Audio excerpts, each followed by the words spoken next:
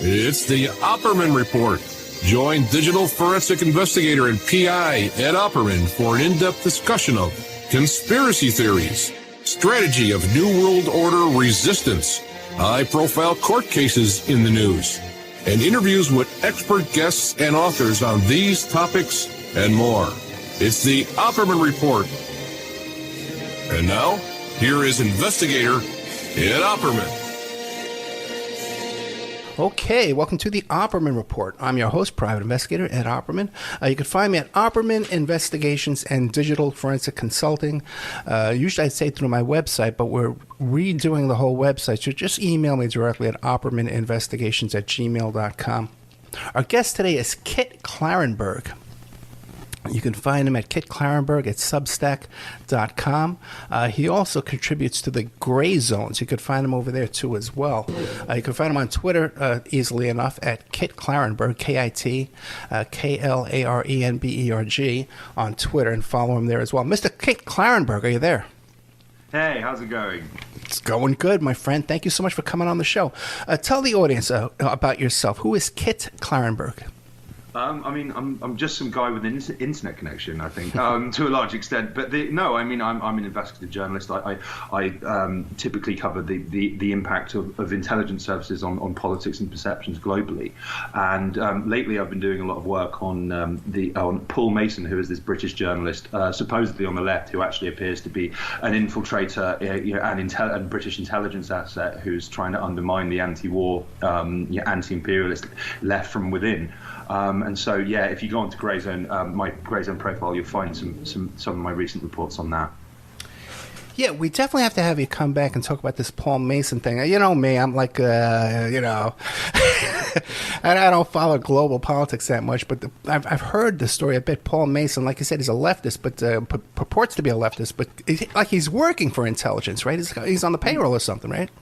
Yeah. Well, it very much seems that his activities are being kind of coordinated directly with, if not, outright managed and directed by a very specific individual within British intelligence who has a very long history of engaging in quote-unquote counter disinformation, but that typically seems to amount to censorship of dissenting voices and the public smearing and ostracization of troublesome figures like Jeremy Corbyn. But another major aspect of my work earlier this year involves another intelligence asset, or seeming intelligence asset, which is, of course, Jeffrey Epstein. I know that you've covered his quote-unquote suicide fairly extensively in the past. But I think that one of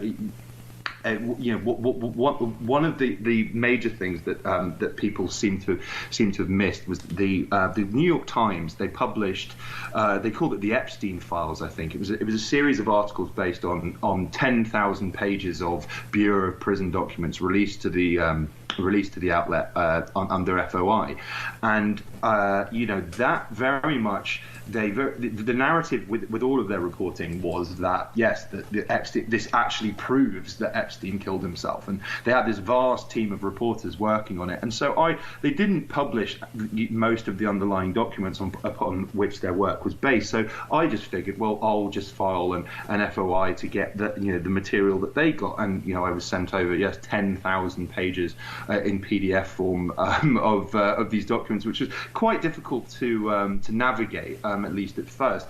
But one of the things that really kind of jumped out to me from even an initial reading was all of the bizarre anomalies and discrepancies and contradictions around Jeffrey's first alleged suicide attempt, this was in allegedly in the early hours of July 23rd, 2019, and this is about 2.5 weeks after he was imprisoned on charges of child sex trafficking.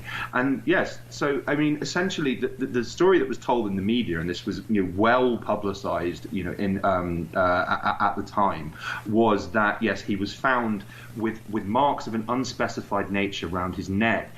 What got a lot less coverage was the fact that he claimed to remember absolutely nothing about what happened, and his cellmate, who that Man Mountain former NYPD officer Nicholas Tartaglione, who was coincidentally shared the same legal representation as Ghislaine Maxwell, said that he didn't know anything either.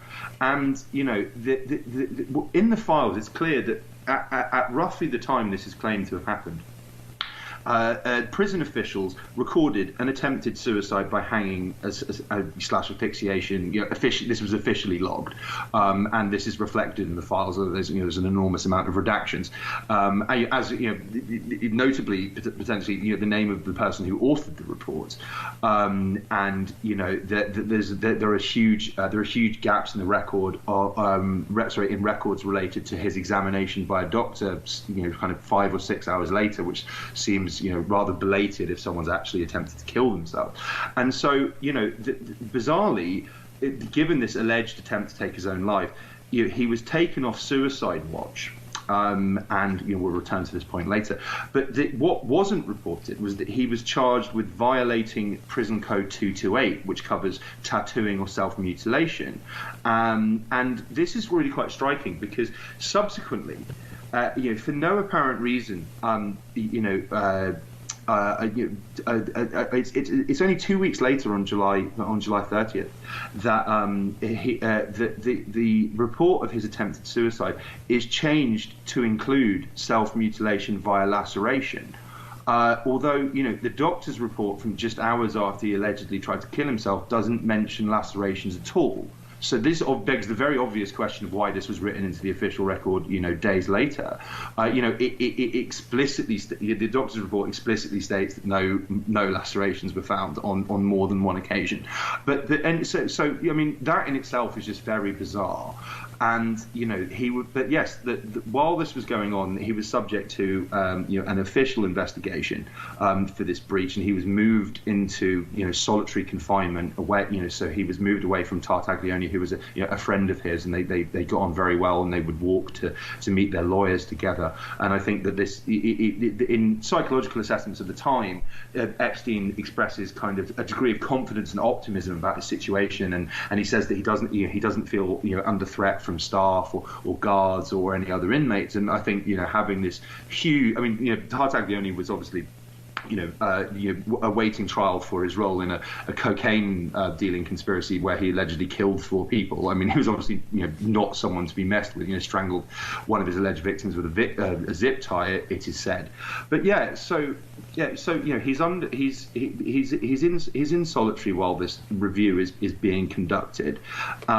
And it's again, for unspecified reasons, stated that it was not appropriate for Epstein to be housed with other inmates, so this just goes on and on and on. And he was interviewed, under the terms of this investigation, and was judged to be, rude and uncooperative, and with a poor attitude. And then no witnesses were requested to give evidence in support of the fact that he'd broken this penal code.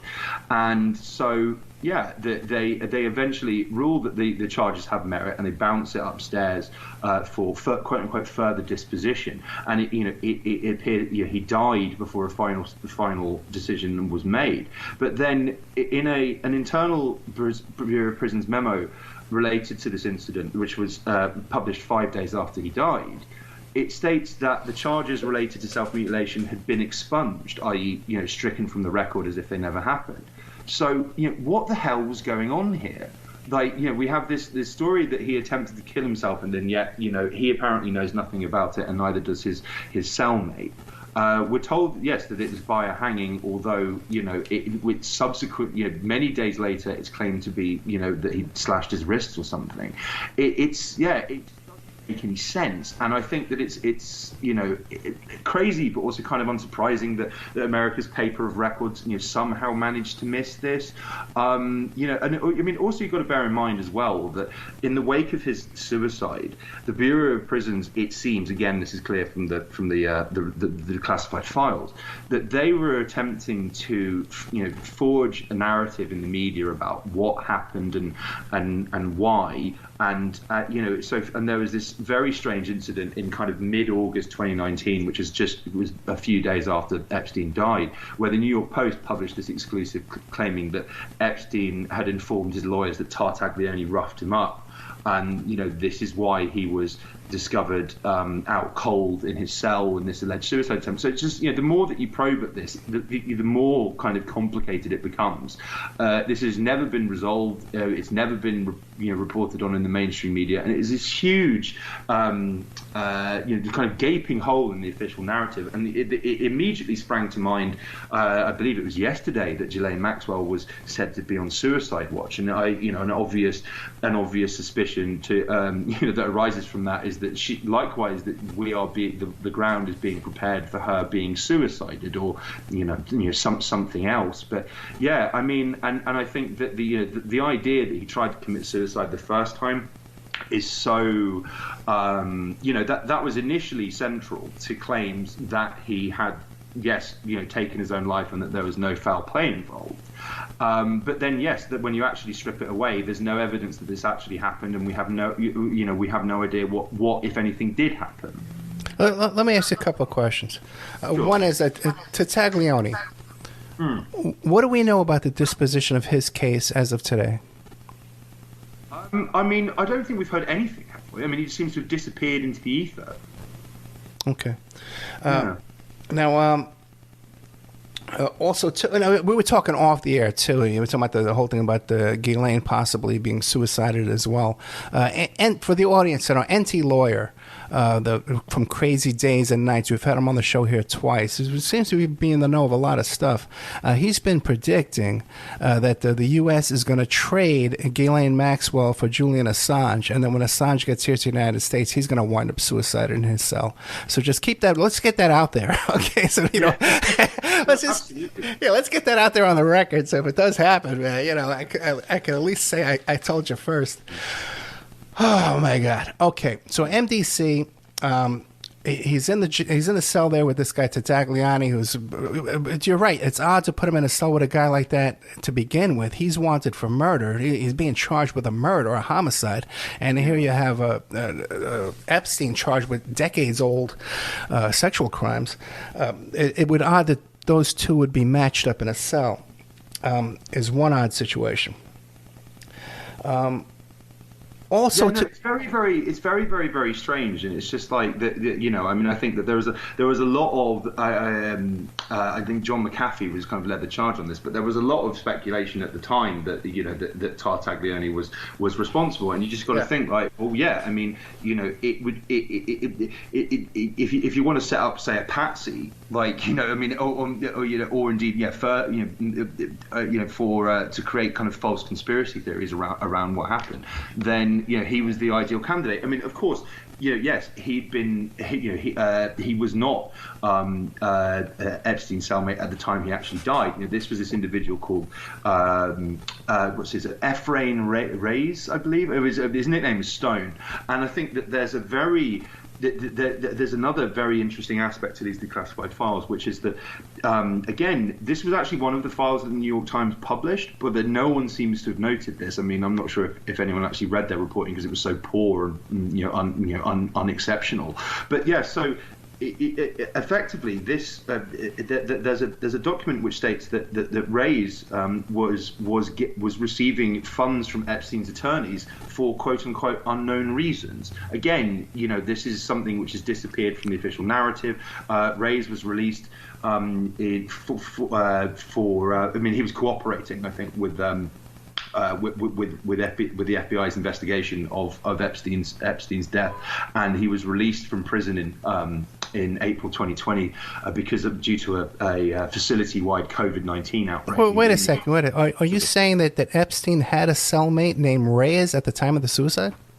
Yeah, I mean, he'd actually essentially that was in theory his cellmate that raised because he was in court on he was spending an extended period in court, that he wasn't going to be bunking with Epstein that night, and there was discussion in the files about how, well, we need to find Epstein a new cellmate, but then nothing seems to have come from this, and it's like, that is a clear breach of the prison's the prison guidance. And they also the people who were meant to be guarding Epstein were, they ended up getting charged with, kind of gross professional misconduct, because they were meant to be checking his cell every 50, because he was, on suicide watch. They were meant to be checking his cell every 15 minutes, and they failed to follow basic procedures. And this is also a time when 2 cameras in the vicinity of his cell mysteriously malfunction, and that a third in a nearby hallway also becomes corrupted.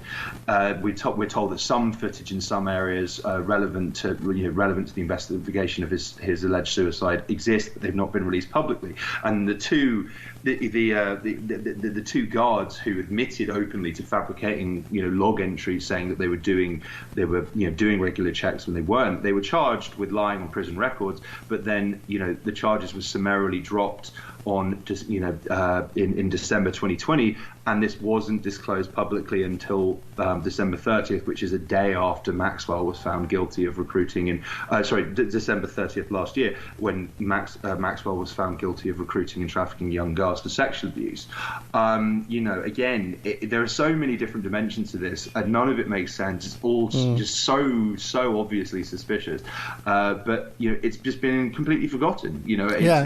Because I'm hearing a lot of new stuff right now for myself for the first time now. The 2 corrections officers that were disciplined, you're saying that those charges were dropped? They still have their jobs today? Yeah. Like they were, facing serious penalties, and the charges were dropped. The prosecutions ended. I think that the kind of the distortion that goes on in these documents is really something to behold. And the New York Times is actually willingly complicit in this. Is like I said, is that they go so hard trying to shape a narrative that actually, yes, that all of Epstein's statements are somehow directly or indirectly proof that he did kill himself. And that I mentioned the psychological assessment, which concluded that he said that he felt safe and that he didn't feel he was under threat and that sort of thing. The New York Times, they frame his insistence that he had no intention of committing suicide as a testament to his life of manipulation and enormous skill at deceiving others and ability to create illusions. And another obvious interpretation is that these denials were sincere, but that doesn't get considered. But there's this is particularly significant because one of the most shocking things that I found in these declassified files is there was a they call it a reconstruction of Epstein's suicide, and it began to be conducted by excuse me. Yes, the Bureau of Prisons launched an investigation into Epstein's suicide almost immediately after it was reported after it was been confirmed that he was dead, and so he arrives at Metropolitan Correctional Center on the morning of August 13th, 2019. Just hours after this happened, to commence his investigation, and he writes this reconstruction, which it acknowledges that enormous amounts of vital evidence was not available to him over the course of his probe because it was confiscated by the FBI, or that or it didn't exist in the first place, like the malfunctioning video cameras. And so there's a very striking passage in it where they where he concludes that the reason that Epstein committed suicide because he was terrified about his future and the prospect of being sent to prison for life, and he draws repeated attention to Epstein declaring himself on several occasions to be a coward. He kept on saying, I'm a coward in psychological meetings with psychologists and assessments. And this is really quite shocking, because if you actually read the declassified records of these meetings, he's very, very clearly referring to himself as a coward in the explicit context of not being able to kill himself. So he states, well, I'm such a coward that I can't stand any pain, and I don't even like giving blood, so I would never harm myself. But then this is completely distorted into, this is actually proof that he wanted to kill himself. And this is a staggeringly dishonest inversion, which, yes, the New York Times has just completely gone along with. And I think serious questions need to be asked about whether they were witting or unwitting dupes in this, because the evidence was right there in front of them, in black and white, but they seem to have missed it. MDC, okay, I've been there in the 80s. I've been into that in jail. Okay, and it has a notorious reputation, especially back in those days, of being of a corrupt jail and of contraband coming into the jails. I know two people. I've had two guests on this show who did over a year in MDC. AJ Weberman did over a year in MDC, and Hoffenberg. What's his name? Stephen Hoffenberg, who was Jeffrey Epstein's partner and boss over at Tower Financial. He did time in a waiting trial at MDC. And one of the things that always struck me, previous to this conversation with you today, was that they found what I believe to be contraband in the suicide cell in the form of other jumpsuits and other sheets. But now you're telling me that there was another inmate assigned to that cell. Do we know the contents of that cell and what belonged to who? Has there ever been an itemization and an accounting of which jumpsuits and which sheets and pillowcases belong to who? I don't think that's ever been conducted, and it's like, I think that, yes, it just does seem that he had that Epstein had an enormous amount of material at his disposal to fashion an effective news. But even then, Ray's, I mentioned that he, knew Epstein, obviously because they shared a cell together. But I think that they spoke a lot, and quite clearly, if he was receiving payments from Epstein's attorneys, maybe that was to protect him or to pass on information to them. And we don't know. Again, this has never been revealed publicly prior to my reporting, and it's it should be explained that Ray's was as I said, he was released in prison in April 2020, and then subsequent to this, he stays very, very quiet, and he dies due to alleged COVID complications. But then his niece, in the wake of his death, was all over the media saying that he had frequently dismissed the suggestion that Epstein could have killed himself, because Epstein was 6 foot. And it would be very difficult to hang yourself from a kind of small, low bunk frame in that cell. He just didn't believe it. And there's also the question of whether he was allegedly quizzed by Durham, but then there's again some oddity around here where essentially. Like I said, he was a person of interest in the FBI probe, and then it was also reported. That he was interviewed personally by William Barr, and his niece has supported this account. This is part of the Justice Department Office of Inspector General's probe into what happened.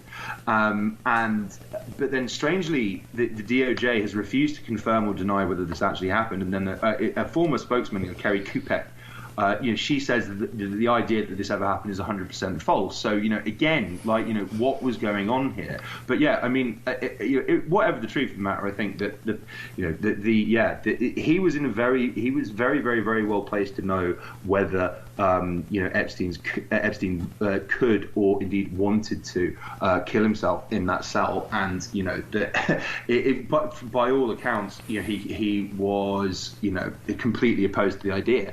And then then, yes, yet more further weirdness. In January 2021, federal prosecutors ruled that all records related to Ray's time in prison would remain sealed, despite all of these requests from disclosure from his journalists and his family as well. And they said that the reason that we're not releasing this is because of its potential to impact issues unrelated to Epstein, even though when they listed the information in the files, kind of bullet pointed, related in the files related to Ray's, which referred to Epstein, all of it was redacted. So I mean, quite clearly, that is a key reason that it's remaining sealed.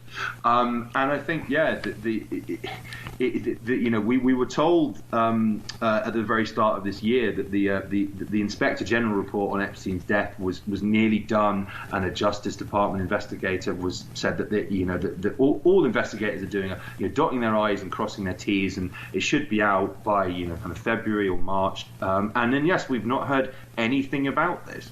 So where is that? And it's like, again, I find it incredible that the media interest in this has waned, given that Maxwell has by and large remained at least every so often in the headlines over the first half of this year. I mean, again, it just strikes me that this is direct collusion here. This is people have been told to keep quiet about it, and they are. Well, there was about 9 years of media on disinterest in this until Judy Brown was allowed to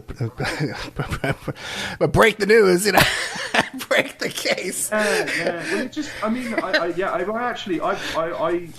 greatly enjoyed, Judy Brown's reporting, but I mean, I do think that it just struck me that she has, she's rightly been praised for it to a degree, but I just thought that there's like the narrative that her reporting was what led to Epstein being reinvestigated again. It just didn't ring true.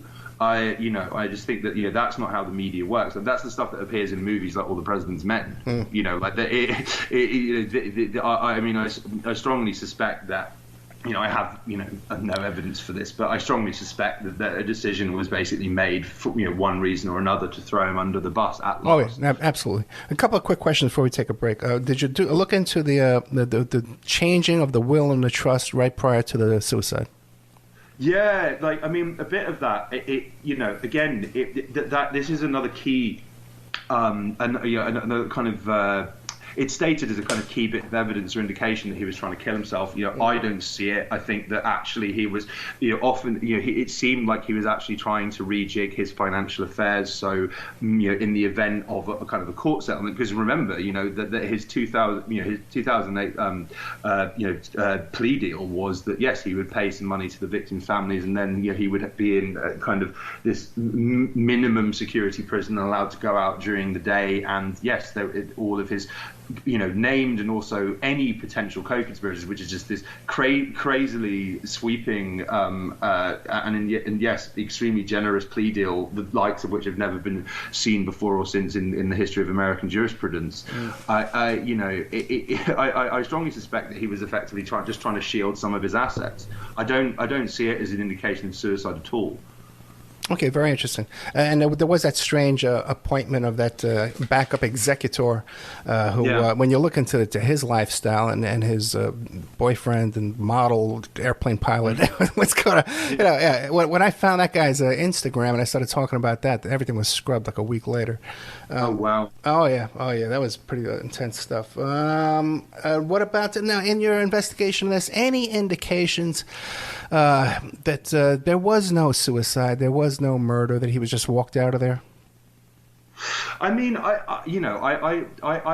have wondered about this, and I think that that they did that classic thing of, I'm not sure if you recall, but in the kind of the wake of Osama bin Laden, being killed, but or allegedly killed, but there were those photos that were circulated of Obama and others watching it in the White House Situation Room, right. And then there was also a widely circulated photo on Facebook, purporting to show Osama bin Laden dead, and both of these subsequently were announced to be fakes, that that Obama hadn't been watching it live, and that this photo was just fabricated whole cloth. But I think the kind of visceral initial reaction of that went a long way to cementing the idea that yes, that this did happen. And then this is the same with Epstein, where we have this one picture of him with a kind of very pronounced, purportedly of him with very pronounced bruise, which would tend to suggest to a layman or a lay person that yes, that this was a suicide via hanging. We haven't seen that since. Again, it's not talked about, but it would be entirely unsurprising. It would be it's entirely unsurprising. I mean, it's at least plausible that yes, that this was all just a kind of psychological operation, and that he was wished safety. I mean, like I say, it's quite incredible. We were told for months on end that, well, hey, he already had suicidal intent, and he already tried to do it once before this, and he was put on suicide watch as a result. But then there's no indication that this event actually happened. No, and it's very interesting too how this viral phrase "Epstein didn't kill himself" just took off across the world, just all organically, all by itself. And no one ever said, "Hey, Epstein walked out of there alive." Indeed. Yeah, right. That one never hit the presses. But Epstein didn't kill himself. People love to say that. Just like they love to talk about the pedophile island and the Lolita Express and all these other things that want to make you look over there and not at New York and Florida. Okay, let's. I think just really quickly as well, is that one of, again, this got memory hold, and again, strikingly, there's this Twitter account that was tracking Maxwell's trial, that was kind of live tweeting it and was kind of publishing all these bombshell revelations that somehow never managed to make it into the media. Then they got banned from Twitter twice, permanently, and that they seem to have disappeared off the face of the map. But there was that reference to how when they raided Epstein's houses again in 2019, they found in his New York apartment a bunch of evidence that was already bagged up with FBI tape. Why? It's again just like no one's asked any questions. It's just like, was this just did he do this himself just in advance because he knew they were coming, or somehow did he not get around to unboxing the stuff for 11 years? It doesn't make any sense. Well, it also, too, always struck me, too, is the school transcripts that they found at the first search warrant at the Palm Beach mansion. He had the school transcripts of these kids. No investigation at the school. How do you get these things? Over and over. We're talking today to Kit Clarenberg. Great new information we just got about the Epstein death and whatever mysterious situation over there at MDC. You can find Kit Clarenberg at substack.com. Also, he's doing some great work on the Gray Zone about the Paul Masson story, which is out there going on in the UK. And also, too, you can find him on Twitter at Kit Clarenberg, and those are both Ks, KIT, KLARENBERG. Mr. Kit Clarenberg, I know you did some work, too, about the CIA and child experiments. What do you got on that? We only got about 15 minutes, but what do you got on that? Oh, okay. We'll have you back, though, yeah. Oh yeah. Oh no, absolutely. Yeah. It would be my pleasure. But yeah, I mean, I think just really quickly, earlier this year, it was. I mean, again, this is kind of January I reported on this, and essentially it was revealed that the CIA had funded these experiments on Danish children, many of them orphans, for decades. I mean, and it's just absolutely shocking. The trials were in blatant conflict with the Nuremberg Code, which enforces the vital requirement of obtaining informed consent from human subjects, which is this is a recurring theme of CIA human experimentation. But so there's this Danish documentarian who was as a child swept up in this, was offered the opportunity to do something quote unquote fun and some financial inducements, and he underwent all of these at times highly invasive psychological and physical tests. He had to listen for hours to recordings of loud noises and screams, and he was strapped into a chair while electrodes were attached to him and whatnot. And this carried on until he was 20, in his mid-20s, and he subsequently learned that in the wake of this, that whenever he went to a hospital just for something like a basic skin complaint or something, that all of his all of his contact with Danish healthcare services were being reported to the country's National Psychological Institute, and they wouldn't disclose why. And he kind of, one way or another, much later on, starts wondering if he was the subject of a highly unethical scientific experiment. And doing some studious digging into local archives, he found out that this was part of MK Ultra.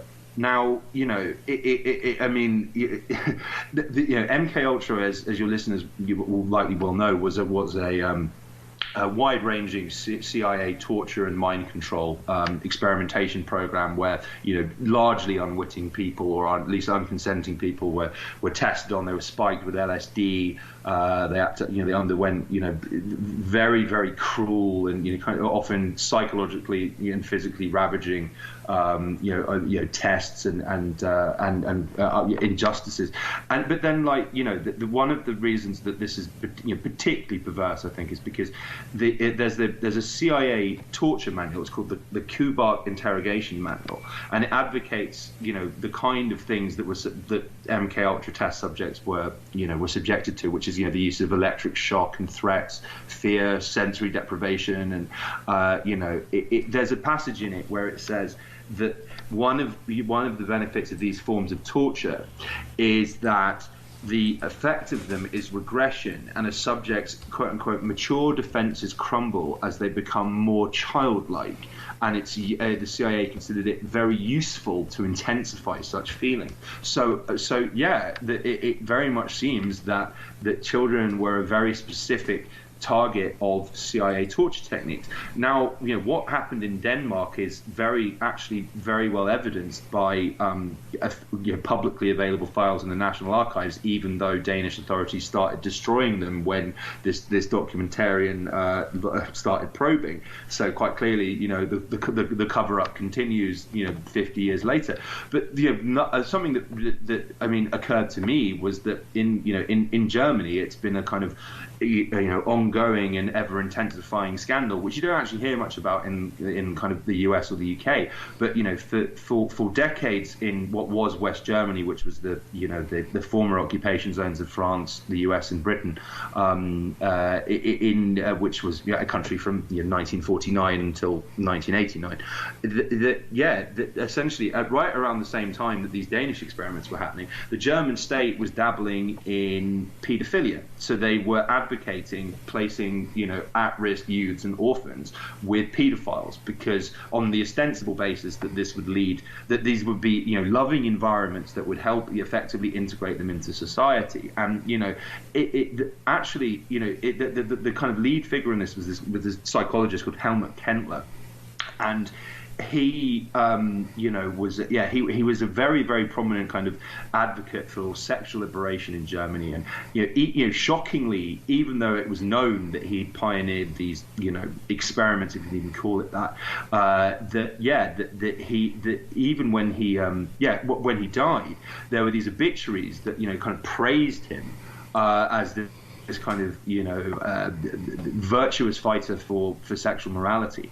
And it's only really recently that this has been kind of challenged critically, and there have been official investigations and witnesses coming forward. And it's very, very clear that German authorities across the country were literally enthusiastically offering up children to be placed with paedophiles in the knowledge that they were likely to be sexually abused, and they ignored complaints from children or concerned citizens who found out about this, and this went on for 30-40 years. There were even all lesbian paedophile communities in Berlin, which again were just kind of forgotten about and been memory hold until now. I mean, if the CIA wasn't involved, I would be surprised. We don't have the documents attesting to that, but the influence of the CIA in West Germany was absolutely massive, and it was a key because of its, being the front line with the Soviet bloc, via Berlin. It was considered, of enormous importance by the CIA, and they were running around. They were, involved with heavily penetrated every major political party. Were heavily involved in, managing and kickstarting various kind of social movements and stuff. So it would be entirely unsurprising if they're involved in this. And again, not only the citizens of Germany, but the citizens across the Western world, they need answers, and we need to know where else this kind of thing happened. Yeah, I've done a bunch of shows about Northern Ireland during the Troubles, too, where there seemed to be rampant going on, and maybe the motivation behind the murder of Lord Mountbatten. And Richard, the Kinkera Home for Boys, and also Richard Kerr's been on our show talking about being sex trafficked by Roy Cohn. But I really encourage the audience to go back and check out, if you go to Patreon, did an interview with a guy named Steve Smith, who wrote a book called The Psychopath Machine, a story of resistance and survival, who was, this is, widely documented MK Ultra experiments that took place in Canada. I forget where the place was. It was in a psychiatric institution there, where the director of the institution actually took in one of these psychopathic murderers who went to work as a mercenary in South Africa, and then came back and lived with the doctor at his home. Okay, yeah, like we're talking. Oh my God, yeah, this is one of the most well laid out stories of MK Ultra survival, a real one that I've ever heard, because there's so many crazy stories. Everyone out there is an MK Ultra survivor now. Yeah, me too. Yeah, but it's just, but there's a fantastic independent researcher called Jeff Kay, who is very kindly helped me out with my work on several occasions. He has interviewed victims of, very real victims of MK Ultra who have the receipts to prove. It was absolutely monstrous, where they were left with not only no memories, but just no kind of emotional intelligence or situational awareness. It was just their minds were literally just destroyed. These blank slates created, and the CIA's purpose in doing this was in order to implant new behaviors and even memories onto them. And then, of course, I've written about this for Mint Press. In Guantanamo Bay, a lot of the same techniques that were used in MK Ultra were used on the inmates. And of course, the very obvious purpose of this was in order to create blank slates onto which they could program confessions. Therefore, the inmates would admit to crimes that they never committed, or they couldn't have committed, like blowing up buildings that didn't exist at the time of their capture, so the US could justify this global terror threat, resulting in endless civil liberty crackdowns at home and these illegal wars of aggression abroad. The idea, it's a very common trope that the MK Ultra experiments were useless and that they didn't work, but quite clearly they are valued to this very day. Oh no, and these tactics were used in the Phoenix program in Vietnam. They were used at Abu Ghraib, and they were used, like you said, at Gitmo. And you hear these stories, especially Abu Ghraib. You hear these stories over and over, where first they would kidnap the head of the household, and then they would kidnap his children later on and rape his children in front of the guy to get him to confess and like you said, to admit things and come up with crazy stories. Oh my God! And cheery stuff for Monday. Yeah, I know, right? Yeah, day after day. And Doug Valentine's done some great work on what do you call it, the Phoenix program. And yeah, great stuff out there. But people doing great work on these horrific topics. So what are you working on next? What do you got on your plate next over there? Yeah, well, I think I'm going to continue with this Paul Mason stuff. It'd be great to come back on and talk to you about it. I think that this is, I think it's so important because this is emblematic of just like he's just one journalist. Operation Mockingbird. How many journalists do you think are being, directed and managed and serving as effective agents of intelligence services in Britain and America, particularly since the start of the war in Ukraine? Where London and Washington have a very specific narrative of what's happening. They want to protect and further. And of course, Jesus Christ, in March, the White House had a, all hands briefing of top TikTok influencers, where Pentagon officials were speaking to TikTok personalities about what U.S. aims were in Ukraine, so they could get their messaging right in videos. I think in years to come, we will learn about quite a few more Paul Masons stateside and in the UK who were acting as state propagandists and helping to target, undermine, censor and deplatform genuine independent alternative journalists, researchers, academics, activists, civil society voices. So it's emblematic. Yeah. And I've seen a lot of it myself firsthand, especially we're talking about Epstein. Like when the first Epstein arrest first happened and then the death, I was contacted by journalists all over the world, trying to manipulate the story and, or getting things. I thought they were being naive and getting things wrong, but now later on I've learned a lot of it was planted in there. And of course, I've seen firsthand catch and kill stuff. We've been talking to, thank you so much, Kit. By the way, I want the audience to know that good old Kit Clarenberg here, we had to reschedule this interview because I had no air conditioning. And I was bringing in air conditioning contractors, so they were very, very patient and accommodating to me. So I thank you very much, Kit. My pleasure. My pleasure. And if you hear that thumping around going on there with Kit, he's been wrestling an alligator throughout the entire interview. If you've been hearing all that thumping and whatever he's doing over there, man. Kit, are you okay, man? Are you wrestling someone? I'm absolutely fine. Okay. All the better for speaking to you, Ed. Yeah, a little thumping and rumbling over there. But Kit Clarenberg at Substack.com. You can find him there. You can find him on the Gray Zone, talking about Paul Masson. Kit Clarenberg, 2 Ks. Kit Clarenberg on Twitter. Mr. Clarenberg, thank you so much. I really enjoyed this. My pleasure. Take care, Ed. Good night, sir. Good night. Bye-bye.